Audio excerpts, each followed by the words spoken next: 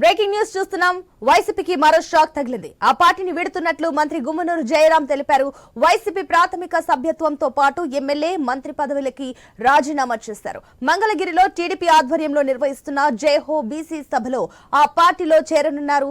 కర్నూలు జిల్లా ఆలూరు ఎమ్మెల్యేగా ఉన్న జయరాం కు ఈ ఎన్నికల్లో కర్నూలు ఎంపీగా టికెట్ ఇవ్వడంతో వైసీపీ అధిష్టానంపై అసంతృప్తి వ్యక్తం చేశారు. దీనికి సంబంధించి మరిన్ని డీటెయిల్స్ మా ప్రతినిధి హరీష్ అందిస్తారు. ఎస్ హరీష్.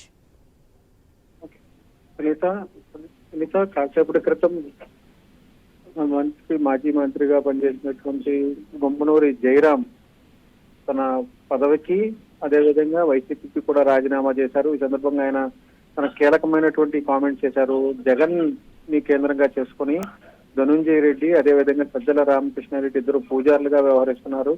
ఆ పూజారులిద్దరూ వారి వారసులకు మాత్రమే ప్రయారిటీ ఇస్తున్నారు, కానీ మిగిలిన నాయకత్వానికి ప్రయారిటీ ఇవ్వట్లేదు. జగన్ పదే పదే నా ఎస్టీ నా బీసీ అని చెప్పుకున్నప్పటికీ కూడా దానికి సంబంధించినటువంటి ప్రభావం అయితే పార్టీలో ఎక్కడా కనిపించడం లేదు.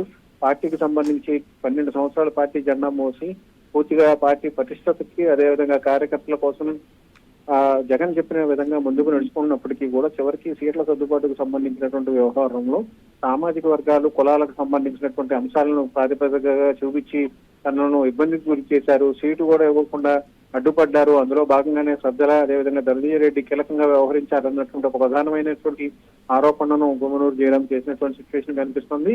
వైసీపీలో ఉన్నటువంటి సామాజిక న్యాయం జగన్ చెప్పిన మాటలకి చేతలకి పార్టీలో నేతలు అనుసరిస్తున్నటువంటి విధానాలపైన కూడా ఆయన తీవ్ర అసంతృప్తిని వ్యక్తం చేశారు, ఆరోపణలు చేసినటువంటి సిచ్యువేషన్ కనిపిస్తుంది. ఇంకోవైపు త్వరలోనే జయరాం టీడీపీలో చేరనున్నారు. టీడీపీకి సంబంధించినటువంటి నాయకత్వంతో లోకేష్ తో ఇప్పటికే ఆయన టచ్ లోకి వెళ్లారని చెప్పి ఒక ప్రచారం జరుగుతుంది. త్వరలోనే తేదీ కూడా ఖరారు అవుతుంది. ఆయన త్వరలో టీడీపీ నుంచి పోటీ చేసేటువంటి అవకాశాలు కూడా ఉన్నాయన్నటువంటి ఒక ప్రచారం జరుగుతుంది. కనీసం ఇప్పుడు హరీష్ ఏదైతే ఆయనకి ఎమ్మెల్యే టికెట్ కాకుండా ఎంపీ టికెట్ ఇచ్చారు కాబట్టి జయరాం అనుచరులు ఏమంటున్నారు?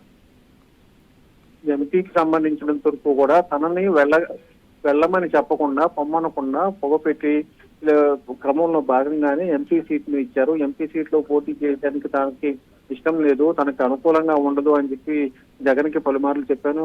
అదేవిధంగా ధనంజయ రెడ్డి సత్తల కూడా చెప్పినప్పటికీ కూడా పార్టీ నాయకత్వం తనను పట్టించుకోలేదు అన్నటువంటి ఒక ప్రధానమైనటువంటి ఆరోపణ ఆయన చేసినటువంటి సిచ్యువేషన్ మనకు కనిపిస్తోంది.